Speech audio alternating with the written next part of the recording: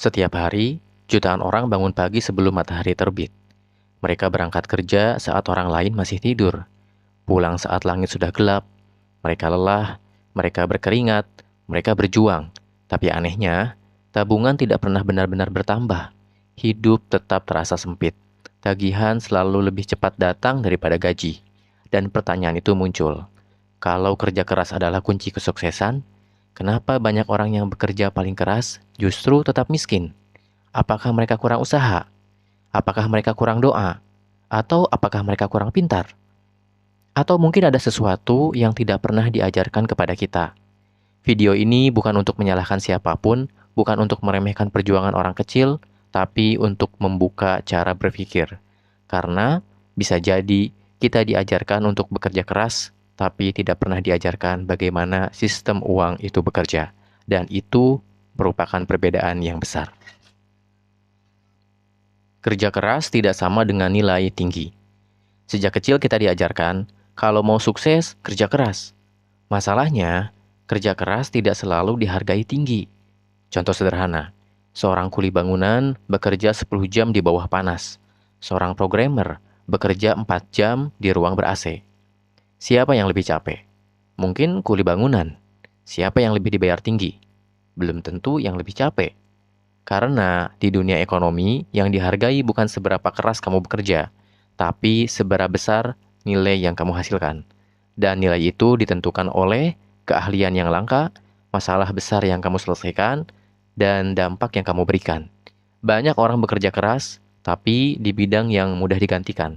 Dan sistem akan selalu membayar murah sesuatu yang mudah diganti. Ini pahit, tapi ini realita. Yang kedua, menukar waktu dengan uang. Sebagian besar orang hidup dengan satu model. Tukar waktu sama dengan dapat uang. Selama bekerja, berarti dia akan dapat gaji. Berhenti bekerja, berarti dia berhenti untuk dibayar. Artinya apa? Penghasilan mereka terbatas oleh waktu. Dan waktu manusia itu terbatas. Kalau kamu punya 24 jam sehari, dan 8-10 jam dijual untuk bekerja, berapa sisa untuk berkembang?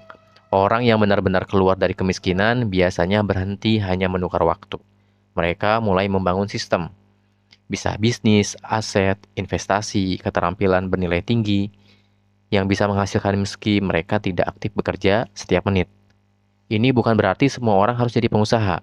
Tapi kalau selamanya hanya menjual waktu, kamu akan selamanya terikat batas waktu. Poin ketiga, pola pikir bertahan hidup. Kemiskinan sering bukan cuma soal uang, tapi soal pola pikir bertahan hidup. Orang yang hidup dalam tekanan finansial terus-menerus biasanya fokus pada hari ini, misalnya fokus bayar listrik, bayar makan, bayar cicilan. Tidak ada ruang mental untuk berpikir jangka panjang. Dan itu bukan karena bodoh, tapi karena otak yang stres finansial cenderung fokus pada ancaman yang lebih dekat.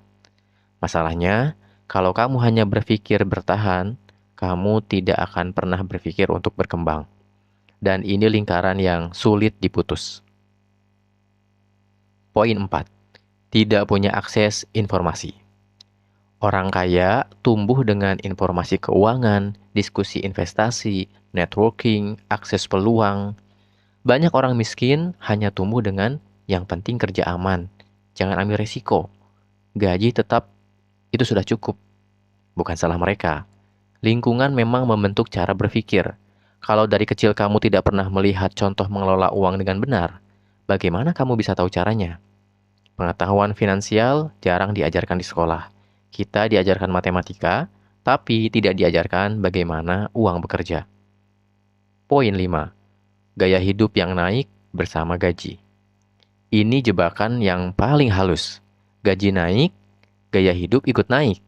Dulu naik motor, sekarang ingin mobil. Dulu kontrakan kecil, sekarang cicil rumah besar. Setiap kenaikan penghasilan langsung habis untuk menaikkan standar hidup. Akibatnya, tidak pernah ada ruang membangun aset. Orang terlihat lebih mapan dari luar, tapi secara finansial tetap rapuh. Sedikit krisis saja, langsung goyah. Poin ketujuh, utang konsumtif. Utang produktif bisa membangun. Utang konsumtif menghancurkan secara perlahan. Cicilan gadget, cicilan lifestyle, pay later. Banyak orang yang terjebak bukan karena kurang penghasilan, tapi karena terlalu cepat ingin terlihat berhasil. Utang membuat kamu bekerja bukan untuk masa depan, tapi untuk masa lalu. Dan ini menguras energi mental. Poin ketujuh, tidak mengembangkan keterampilan. Dunia berubah cepat. Kalau skill kamu stagnan, nilai kamu di pasar itu pasti turun. Masalahnya, setelah kerja 8-10 jam, banyak orang yang terlalu lelah untuk belajar lagi. Akhirnya, bertahun-tahun berlalu tanpa peningkatan nilai diri. Padahal, kenaikan penghasilan besar biasanya datang dari peningkatan skill, bukan dari kenaikan gaji rutin tahunan. Poin 8. Terlalu lama di zona nyaman.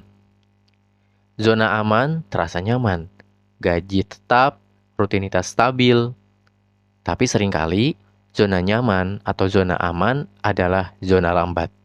Orang yang naik level biasanya berani pindah lingkungan, berani belajar hal baru, berani gagal.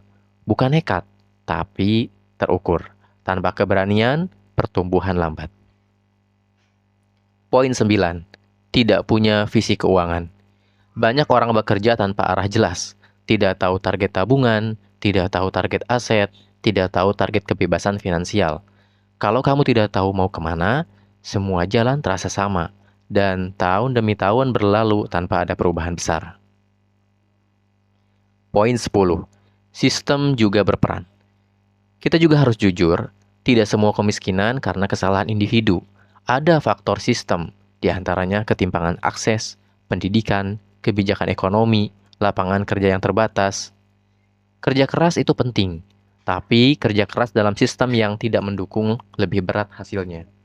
Karena itu, solusi bukan hanya individu, tapi juga perubahan cara berpikir kolektif. Kalau kamu merasa bekerja keras tapi belum berkembang, bukan berarti kamu gagal, bukan berarti kamu bodoh. Mungkin kamu hanya belum melihat gambaran besarnya. Kerja keras itu penting, tapi harus disertai dengan skill yang meningkat, pengelolaan uang yang cerdas, pola pikir jangka panjang, keberanian untuk bertumbuh, karena dunia tidak membayar tenaga paling capek. Dunia membayar nilai yang paling besar. Dan kabar baiknya, nilai itu bisa dibangun. Pelan, bertahap, konsisten, mulai dari belajar, mulai dari mengelola, mulai dari mengubah cara berpikir. Karena mungkin selama ini, kita tidak diajarkan cara menjadi kaya. Kita hanya diajarkan cara menjadi pekerja. Dan itu dua hal yang sangat berbeda. Sampai ketemu di video berikutnya.